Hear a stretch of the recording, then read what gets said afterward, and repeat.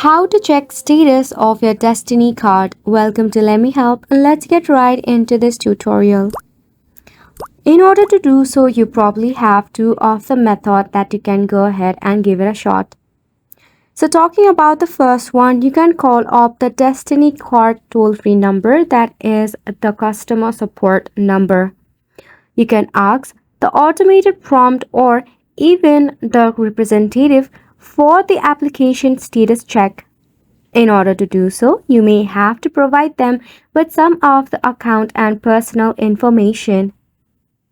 That is the first way to check out for your status of your Destinycard.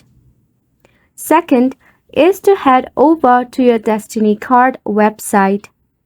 Make sure to log in into your account. Look for the My Account section, which is usually located at the top right corner of the home page. Then, log in using your username and your password. Once logged in your account dashboard, you will be able to find relevant information about your application status. That is the second way you can find out the status of your Destinycard. And it's a wrap for the video as well. Thank you so much for tuning in.